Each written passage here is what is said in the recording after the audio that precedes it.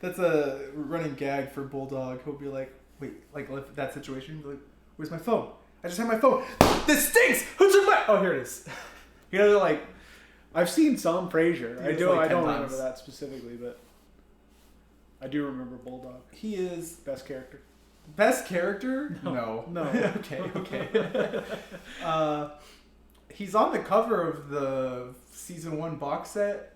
I don't know if he's on the cover of season 2 or 3, but he definitely isn't. 5 minutes later. If you work in the radio, are you like, you can't win radio? It was a CB, a Seattle something B.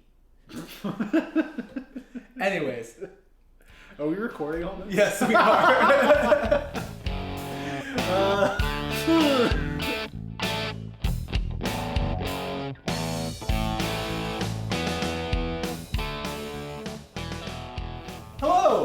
Hello. That's Andrew. I'm Gideon. This is the TV Pilot Podcast. Welcome back. Or welcome. Are you prepared, children?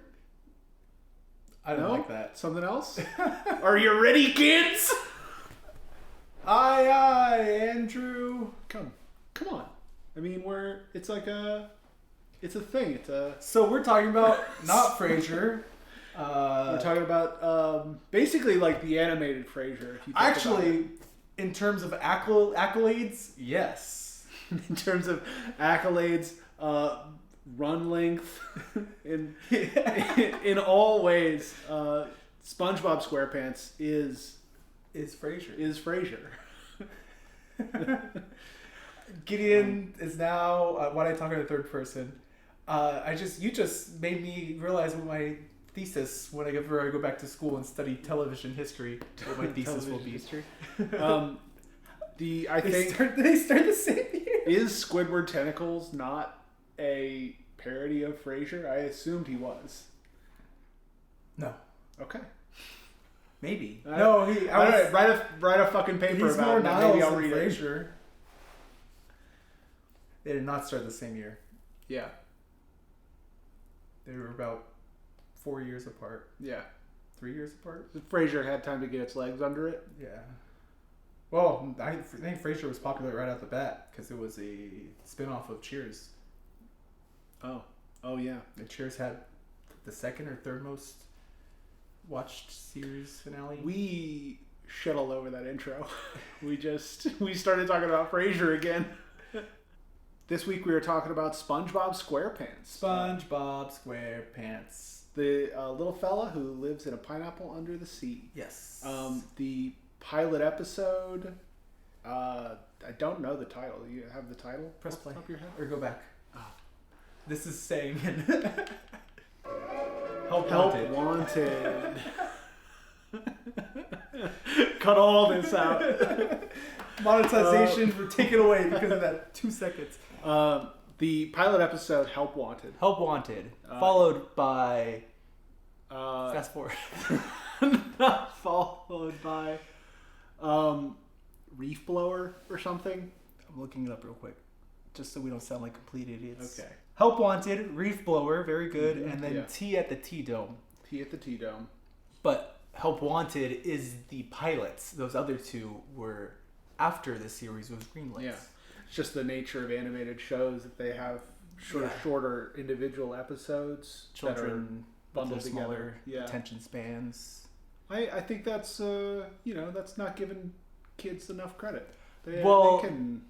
I mean, at what age would you say you're too old for SpongeBob? Yeah. Or like too young for SpongeBob? That's fair. It's very broad. There's a point in. Anyways, okay. Do you know the name of the creator? It's at the beginning of every episode. Nope. And I'm assuming you've seen a lot of SpongeBob. I have seen a lot of SpongeBob, yeah. I'm going to say it and you're going to be like, oh yeah, I have seen that name. Audience, ready? Created by Steven Hillenburg. I would never have guessed that. Oh, okay. Andrew doesn't support SAG and AFTA. I don't watch credits. They can get their money, but keep their names away from the creative endeavors.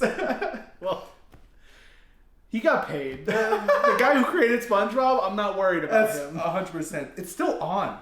Like, it's still running. Yeah, it's still running. They're I still thought it running ended. shows. I thought it ended like 4 years Didn't ago. they do a spin-off? There's one with like Patrick and Squidward now. Maybe. Perhaps. The wrong knob. There we go. Created by Steven By Hillenburg. Steven Hillenburg. He, as a child, was intrigued by the ocean and arts, but thought drawing fish was boring. I mean, Is you he can wrong? kind of see it. You can kind of see it in how he draws the only fish in this episode. Anchovies. He majored in marine biology and minored in art. This man had a direct path to. He was born to make SpongeBob. While working at the Ocean Institute, an organization in California that educated the public about marine science and maritime history, he created a comic called The Intertidal Zone to help teach students about tide pool creatures. Oh, and that's sponges, starfish, crabs. Yeah. It had yeah, that's right. various anthropomorphic sea creatures that would evolve into SpongeBob characters. He tried to get the comic professionally published, but no one was interested. Oh, no kidding. Those people sure missed out. Although they didn't. It would never have worked as a comic. What was he going to do? Serialize it like Calvin and Hobbes? That's 100% fair. Maybe. I mean, and now he's SpongeBob. You know, Worked out for him. worked out for him. He went to an animation festival, and that inspired him to study experimental animation at the Cal Institute of Arts, where he created a little short film, I assume, called Wormholes, about the theory of relativity. And that was his thesis. Not the theory of relativity, but the short film.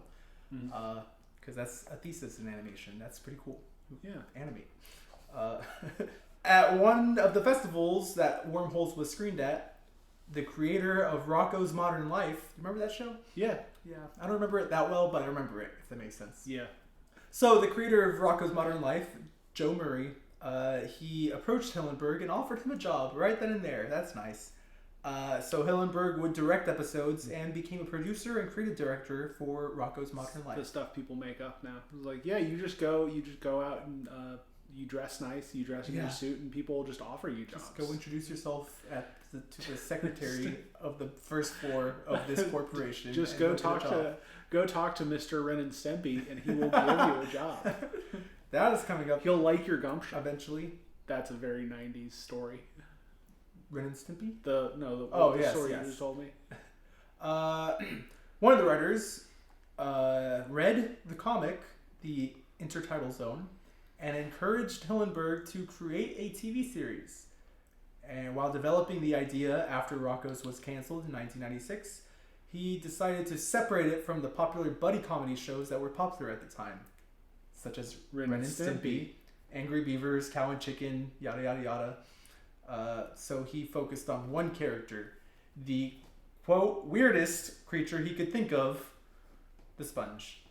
And they didn't want to keep the name Intertidal Zone for the children's cartoon? So originally the character looked like an actual sponge, sea sponge. I thought I might have the answer with this next bullet point, but I didn't. You didn't. Yeah, you kind of just ignored me, huh? We'll get to there, hopefully. We'll see. I wrote this a week ago.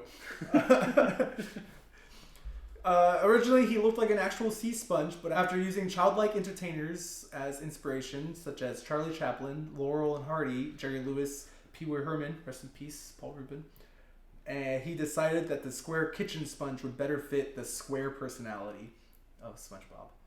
Is that why he wears like that suit and tie that's sort of...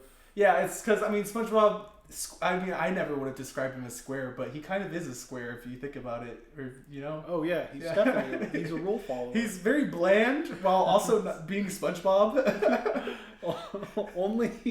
Only the most, like, square individual in the world would continue going to boating school well into his 30s. That's also, man, you're hitting a bunch of points that are coming up later. All right. Yeah. Tom Kenny had been an actor in a few things I think starting in the mid 80s, and then started doing voice work with Rocko's Modern Life, and that's where he met Steven Hillenburg, and he was approached to voice SpongeBob in 1997, a year after the cancellation of Rocko's. Originally, the show was going to be called Spongeboy Ahoy. How would the world be different? When in 1999, Spongebob Ahoy first episode airs. How does the world change now in 2023? Nothing good. Nothing probably. good. Nothing good. Only bad things. That's the dark timeline. I'm sorry to say, listeners, the darkest we are timeline. not in the darkest timeline. Spongebob Ahoy, Spongeboy Ahoy.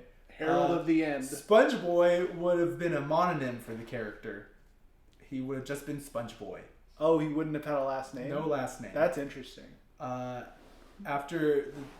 I feel like Mm-hmm. I feel like the last names give a level of verisimilitude to these sea creatures. Would the theme Spongeboy Ahoy, Spongeboy Ahoy, Spongeboy... They would obviously come up with a different. They would come up with a different theme song, right? I don't know. I'm not living in the darkest timeline. Looks around. They had done the voice acting was done for the original 7-minute pilot when they found out SpongeBoy had already been copyrighted. By who? I don't know. What the fuck? Hillenburg wanted to keep Sponge grammar so people wouldn't think the character was cheese. He wanted to keep Sponge in the name so people wouldn't think he was a block of cheese. That makes a lot of sense. That explains my grammar wasn't bad. It was ambiguous, I guess. So they didn't want to think it was cheese, so they eventually settled on SpongeBob. And then when Tom Kenny saw the character design, he said, "Boy, look at this Sponge in Squarepants, thinking he could get a job in a fast food place." And Hillenburg loved the phrase as soon as he heard it, and so he gave SpongeBob the last name Squarepants, thinking that it would also reinforce the character's nerdiness. Yeah, I mean it does. Yeah. Look at them Squarepants. And that's a big part of the show. His Just pants being a being geek. squared, being a geek, like his pencil protectors. When Hillenburg pitched the show to Nickelodeon, he wore a Hawaiian shirt, brought an underwater terrarium with character models in the little thing, and played Hawaiian music just to get the theme going. And they were given money in 2 weeks to write the pilot. Hillenburg, creative director Derek Dryman, and art director Nick Jennings came back with the pilot pitch, and apparently some officials for Nickelodeon had to step outside because they were exhausted from laughing. But the creative team, the three of them, were worried about that, not knowing, like, why did they leave? Were we doing bad? They were just fed up with it. They were fed up with laughing so much. And then the last hitch before greenlighting the series was that the executives wanted SpongeBob to be a child in school. And Hillenburg almost walked out on Nickelodeon and almost gave up on the series. But they eventually compromised by adding Mrs. Puff and having SpongeBob regularly attend boating school. That was the thing Nickelodeon wanted shows about kids in school. Why? Because the kids that would watch, if they're in school, directly in school, and they're not watching shows. If anything, Nickelodeon should want to encourage truancy, so more eyes are on their television. Yeah, true. The show doesn't use scripts. What? They outline the story, and then they send the outline to storyboarding. And that's why you'll see at the beginning it will say storyboarded and written by. And so during storyboarding, when they're drawing the storyboard, I feel like I said that too many times in the last 10 seconds, but whatever. They create they come up with the dialogue then. So they're add jokes. The voice actors are. Oh, given yes. It's not a fully ad Fair enough kind of thing. They just don't have a dedicated writing staff. Yes. If anything, those storyboarders are working overtime. Staff. They're being exploited. Yes. Exactly. This is why we're striking. This is why the strike is happening. Within its first month airing, it overtook Pokemon as highest rated Saturday morning kids series. After 2 years, it became Nickelodeon's second highest rated children's program after also a 90s show, more early 90s and then to the aughts. Early 90s into the aughts. Also didn't have kids in school. because they were babies. Oh, it was Rugrats? Rugrats. Oh, nice. Love Rugrats. Anyways, it was praised for its appeal to different age groups. Almost 40% of its 2.2 million viewers were 18 to 34. Wow. Which is, impressive. That's so many adults. So many just grown adults. My dad really likes SpongeBob. I mean, it's not a bad show. Like, I enjoyed watching the episodes I did when I was like preparing for this episode. But I wouldn't have expected it from, people who were 18 to 34 back when it first started airing. Mm-hmm. Well, I mean, that's fair. There's a sense of nostalgia for us. Yeah. But we're in that age group, docs. But I mean, if you were to watch any SpongeBob, not any, I think there was a decrease in quality by like 2008, 10. I don't know. Right, so it had definitely before then, I guess. It had a decade of good episodes. But you pick any early SpongeBob episode and watch it. It's funny. Like, even take away that nostalgia. Yeah, it is. You still enjoy the jokes, not just because you remember them as little, but because they're good jokes. It's very well written. For all ages. So my dad would he's a teacher, and he would get along with his students a lot because he would make SpongeBob references. And its main competitor became Fairly Odd Parents, both switching between first and second place for Nickelodeon every so often. They would just kind of take turns. Fairly Odd Parents, I think, is still running too. Is it really? I think so. Wow. They've added a bunch of stuff to it. Maybe I should start rewatching that because I really like that show also. You did? Yeah. It was good. You didn't like Fairly Odd Parents? I mean, it was alright. It was alright. What a hater. Okay. Okay, major rating decline in 2012. That sounds about right. I remember Best Day Ever. Do you remember that episode? No? It was like an hour-long special. Maybe not. It was maybe a 30-minute special. So it was maybe like a 22-minute special. It had songs in it. It starts off with him singing "Today's the best day ever," and then his day just goes wrong with each thing. And then I don't forget what happens, but I remember kind of enjoying it. But I distinctly remember kind of looking forward to that, and then not really wanting to watch more SpongeBob after. Not that it was bad, but just. I guess I was maybe old enough to realize, there's definitely been a quality decline in this series. Yeah. It created a huge legacy and is one of the most. SpongeBob is one of the most recognizable characters in cartoon history. Mm-hmm. I remember seeing a meme that was like Walt Disney rolling in his grave as his Mickey Mouse gets overtook by a cartoon sponge. Classic. The idea for the pilot was originally SpongeBob and Squidward on a road trip, but they gave up on it and went with the concept based on an experience. Fear and loathing. What? Is SpongeBob and Squidward all loathing? That episode would actually go on to be pizza delivery. Oh, yeah. Crab pizza is the pizza for you and me. Anyways, so How Wanted is based on experience Hillenburg had while in the Boy Scouts. What? Yeah. I don't know to what extent. Elaborate. I don't know. Where'd you get that from? I wish I could. What? The pilot was excluded from DVD release of season 1 because Nick didn't want to pay Tiny Tim Estates for the song "Living in the Sunlight, Loving in the Moonlight." Well, just give it to him. Come on, Nick. They probably did eventually, but when it became really obvious that this was their cash cow. Yeah. Well, that's all very interesting. Okay, let's talk about the show so we can understand how absolutely bonkers it is that this is based off of a real story in some way. SpongeBob Squarepants, we open on him waking up for his day. He is ready. He is going out to get his job at the Krusty Krab. He starts off without his signature Krusty Krab employee hat. He doesn't always wear it. He only wears it when he's working. I feel like every time you see him, dude, look at that picture right there. Look at all those. Look at those two right there. Eat shit. I can't imagine SpongeBob without that hat. I think when I imagine him, it's usually without the hat. Really? Yeah. I wonder. I think most of the time he's not at work. We'll put a poll out somewhere. No, we won't. I don't But know. maybe we will. Be sure to vote on our Twitter threads. X. It's called X now. Oh, shit. Yeah, threads. Whatever it's called when this Looski, episode goes out.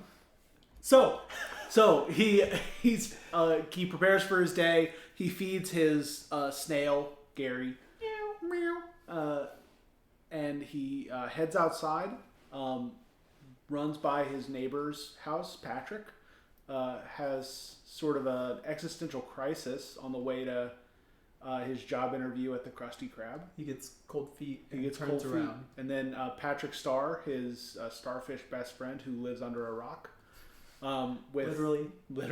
For the 6 of you that haven't seen SpongeBob, literally he lives under a rock. I don't know who's listening to this episode that hasn't seen SpongeBob. I'm talking about for when we have thousands of listeners. Oh, of course. Yeah, you're planning ahead. That's I am good. planning ahead. Patrick Star gives him a bit of a pep talk. Tells him, hey, you've been wanting this since you were a little sponge. Whose first words were, may I take your order? May I take your answer? Whose kindergarten project was making a spatula out of toothpicks? Something like that, right? Yeah. And SpongeBob attacks the interview with a new zeal. Yes. He runs up and Squidward, a squid, is cleaning the window and he sees SpongeBob running towards him. He's like, SpongeBob. Then he sees the help wanted sign and he starts freaking out and he tells Mr. Krabs, the owner of the Krusty Krab, he tells him, hey, don't hire this guy. And Mr. Krabs is like, okay. And so then SpongeBob comes in and he's like, I'm ready to apply. Give me this job. And not so many words. Yeah. Probably more so words, actually. Instead of actually giving him a job or giving him like an interview, Mr. Krabs decides to give him a test instead as like we'll see if you can accomplish this. So just kind of go away and do something. He tells him to find a hydrodynamic spatula with port and starboard attachments and turbo drive. And SpongeBob, notes this Writes all it down and heads on out. Yeah. And he leaves. And they start laughing. I like Squidward's turbo. What? And then it cuts. You see a bus coming, and then a train of buses. Circle up, and Mr. Krabs stops laughing. He smells something. He says, "Do you smell that, Squidward?" And he's like, "What?" And the iconic smelly smell that smells smelly or whatever it is. Iconic. Yes. I was gonna say it and then I gave up halfway through. We don't have time for that. And so then he says anchovies, and then it turns out it's a bunch of anchovies because we're living under the ocean. Yeah. Remember? So it's all just the same. So they'll.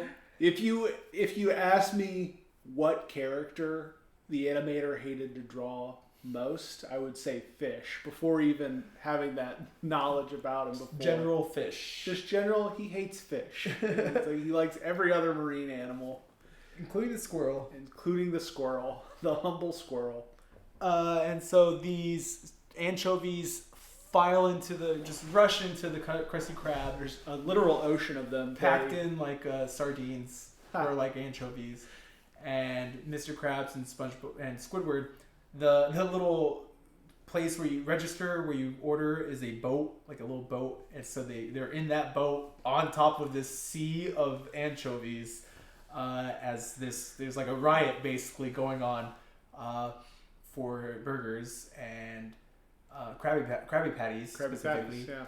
And then that's it. Mr. Krabs and Squidward it's over. They're ready to make peace with God. There's there's a chaos in this scene, and it cuts back to SpongeBob in a supermarket shopping for the spatula, just trying to go through like an aisle, checking his list, making sure he's getting the right thing so he gets his job. Very calm atmosphere to the chaos of the Krusty Krab, and I thought that was really, really funny. That's funny. That's good. But yeah, when it seems like all hope is lost, Mr. Krabs and Squidward, the boat's broken. They're holding onto like a support beam right by the roof, and they say like goodbye to each other or something like that. It's really kind of morbid for the first episode of a children's show, but it's all good. SpongeBob, the savior, this sponge among sponges, shows up. Flying the spatula like a drone. Yeah, because it has port and starboard attachments that are spinning around because of the turbo boost or turbo drive, hydro powered. He swoops in, gets into the kitchen. There's an extended cut of Tiny Tim living in the sunlight, loving in the moonlight. Yes, having a wonderful time. Where he's just like not even making food. It's like a bunch of different like vignettes of him. Like he's slicing stuff. He was running around on top food. Of he's everything. Making food. He's cutting tomatoes and lettuce. And then he's like stomping on the. It's the patties are lined up under ketchup and mustard dispensers. No, not that one. He's like just running around. The one where he's just circling. I'll show it to you. Enjoying his job. All right. You don't run around your office having fun? No. Oh. Weird. That explains what. Anyways. We can cut all that out. SpongeBob just, bam, goes through all these burgers, just gets them out the window, not even serving them. He's literally just like slapping them out the window with the spatula. And the anchovies are just like catching them in the mouth. Yeah, they're going straight into the anchovies' mouths. Head back to the bus. Running back to the bus, and then he serves them all, and they leave. And Mr. Krabs is over the moon, like, holy cow, that was fantastic. Look at all this money we made. So Mr. Krabs is excited because he's got like a barrel full of money now, and SpongeBob is fantastic at his job. And he's like, you're hired. That was brilliant. And Squidward's upset because he doesn't like SpongeBob for reasons we still don't know. Yeah, we don't know at this point that Squidward is SpongeBob's neighbor. Yeah. Which, I don't know if that was established or if this was... Well, we'll talk about differences in a bit. So then, SpongeBob is hired, and then Patrick walks in, and kind of like a tag for the episode, without commercials or really, but Patrick walks in and says, yeah, I'll have a Krabby Patty. And SpongeBob gets this determined look and flies into the kitchen and just starts shooting Krabby Patties at Patrick. And Patrick gets like sent out the doors, and Squidward's like, Mr. Krabs, you gotta look at this, Mr. Krabs. And then it fades to black. Yeah. And that's the pilot. It's good. It introduces like the main four characters. I would say the four characters who are in the majority of episodes. The three main characters, and the neighbors, and the then Mr. sub Krabs. Main character. I would say Mr. Krabs and Sandy are kind of like sub main characters. Yeah, they never appear in episodes together, or when they do, sometimes. There's conflict. But like the karate episode. Patrick and Squidward are definitely in more episodes than Mr. Krabs and Sandy, I think. Yeah. Speaking of characters, there's a whole cast of interesting characters in the underwater world of SpongeBob SquarePants. Okay. I want to see if you know some of the less like used characters. Some of the stars in their own right, but perhaps less utilized. I'm ready. All right. Let's do this. Okay. We'll start with an easy one. The name of the pirate who hosts special episodes. Patchy. Also, Patchy the pirate. Tom Kenny as the voice of SpongeBob. Yeah. And then next, the name of Patchy's parrot. Oh, man. Honestly, I hate you. No. I watched the pilot. I watched the whole 30-minute, 20-minute block. So like the Reef Blower and Tea at the Tea Dome. But I haven't seen much SpongeBob in quite a while. Been a while. You throw a name out there. Especially the parrot's only in like what, a combined 5 minutes of screen time over 6 seasons. I mean, it's in every episode that Patchy is in. So 5 minutes of screen time. So the P, Polly. Oh, close. It's Potty the parrot. Potty. Interesting. Yep. All right, and here's another one. A little bit harder now. SpongeBob's parents' names. They have names? They have names. Of course they have names. Mr. and Mrs. SquarePants, not going to cut it. I thought you were answering for me. I was like, oh, cool, easy. What? Harold and Margaret. Interesting. Yeah, especially considering they named their kid SpongeBob. Yeah, I was wondering. I was like, they're not going to have the name in their name. The word. All right. And now for some random Bikini Bottom citizens. Bikini Bottom is the town. The town, again, for these 6 people. I think canonically it's under the Bikini Atoll. Yeah, the Bikini Atoll. Where there was atomic testing. The guy who says, "My leg!" Oh, Jerry? No. Name's Fred. I was not close. No. The elderly townsperson cued in with banjo music. Is it the orange one, kind of tanny orange? Yeah. That they were like, how many times do I have to teach you this lesson? That's a different guy. Oh. Elderly. I don't know. Is Old Man Jenkins. Old Man Jenkins! Old Man Jenkins and his jalopy. Yes. I need to see a picture of him. And now, not the old man, but the man who says, how many times do we have to teach you this lesson, old man? The bluefish, right? The bluefish. What's the bluefish's name? My gosh. Big Meaty Claws! That guy, right? Yeah. Oh my gosh. Yeah. This character is a troublemaker. He is always in conflict. He has bluefish with like sort of spots thin and white shirt and blue and red shorts, right? Yeah. Yeah. See, I know who you're talking about. Yeah. What's his name? No, I already told you I know who you're talking about. Yeah. So. But like his name, please. What's it to you? Do you remember that episode? What's it to you? What's it to you? What's his name? Harold. He, like SpongeBob's father, is named Harold. That's all I had because all the other characters are either so obscure I couldn't find their name or too well known. Larry the Lobster. I was waiting for Larry the Lobster, but then I realized, he's not going to. I'm not going to give you Larry the Lobster. Are you kidding me? Mrs. Puff, obviously. Yeah. Bubble Bass. Oh, Bubble Bass. He's only in one episode, I think. Maybe he appears in the background, but. Yeah. There are a lot of characters like that just sort of like, they have their one episode, their one night in the sun, and then they're just sort of in the crowd when there's like a big riot in Bikini Bottom, which happens kind of often. Yeah. Plankton. Oh, Plankton. How could we forget Plankton? The villain of the show? He's also, I would say, a sub main character. Yeah. He's in less of every episode he's in. Mr. Krabs is in for the most part. Yeah, and Mr. Krabs has more of his own episodes. Mr. Krabs' daughter Pearl.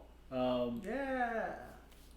The comedy holds up, and so much of the little like scenes from this show have filtered into online like discourse as memes, as like it's a very memeable images. Show. Yeah, it's because of the like sort of over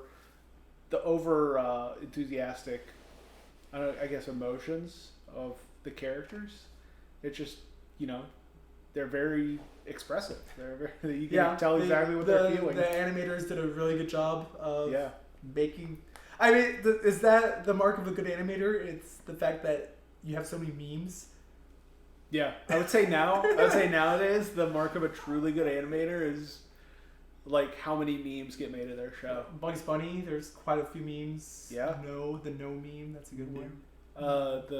The Futurama. Shut up and take my money. Yeah. SpongeBob has this. I mean, how many YouTube videos are there that are like SpongeBob, but it's just the memes? It's like 6 minutes long, 10 minutes long.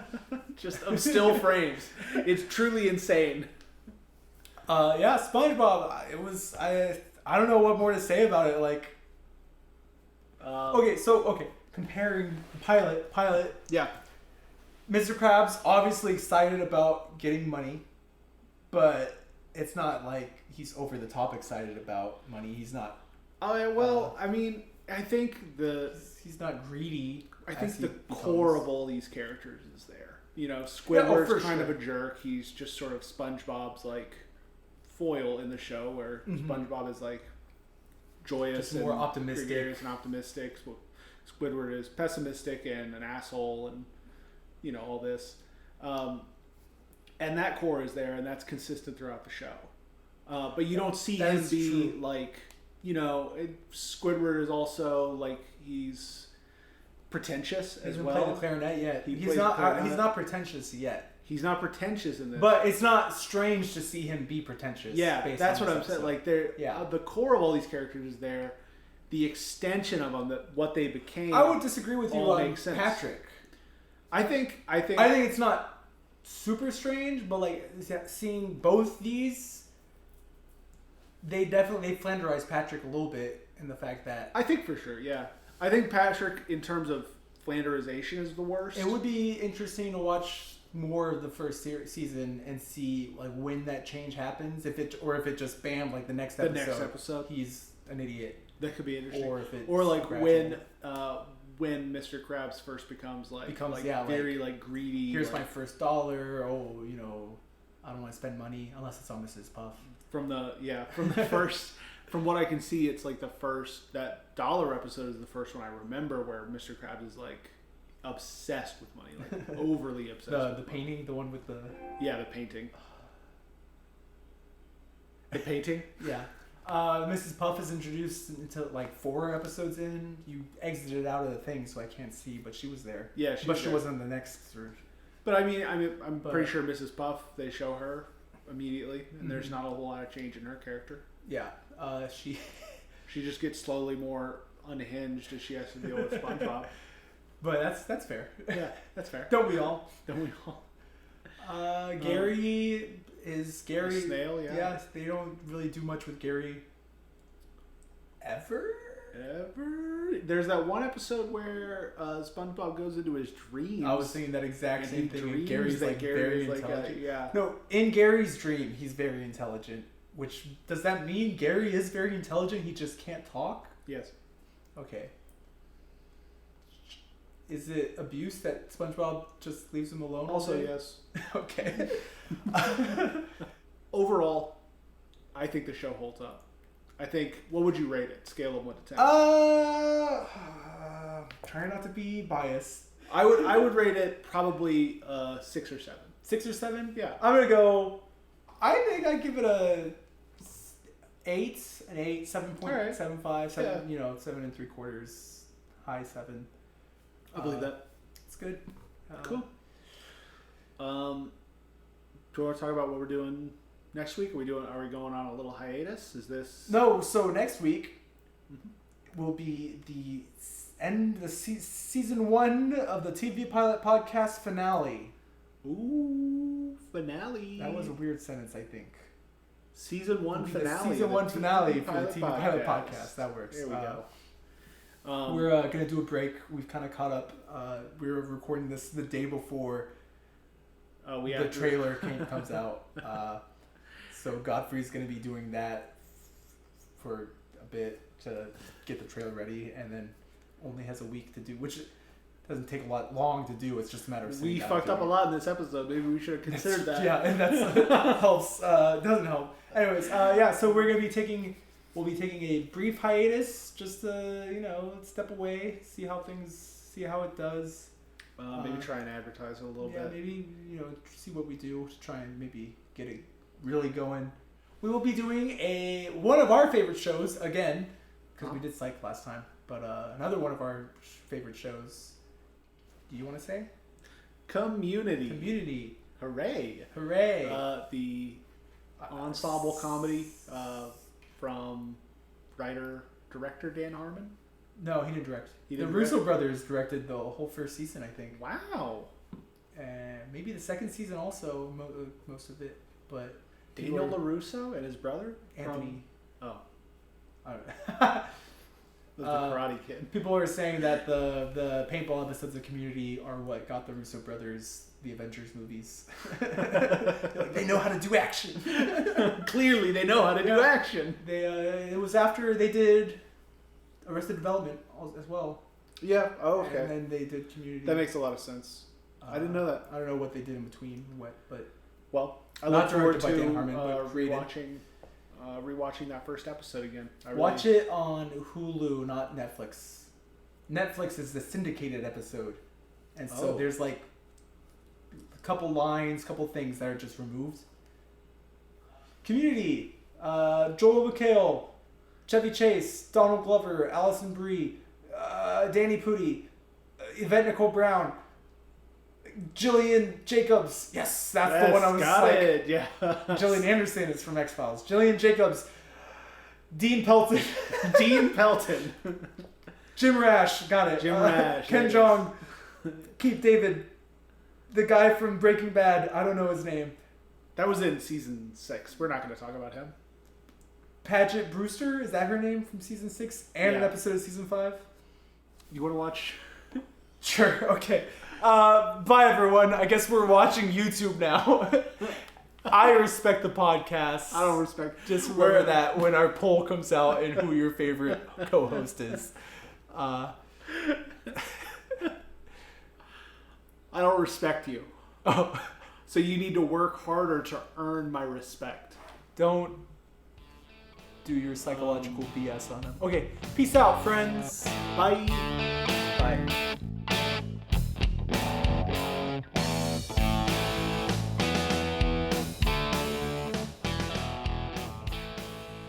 Dirty dishes? Get Sponge Boy. Looks like mop. Mop is the A mop. Sponge Boy soaks up all the dirt and grime in your home, on your tiles, on your hardwood, even your carpet. Not for use on carpet. Anyways, Sponge Boy, feel free to hire me if you need someone for advertising.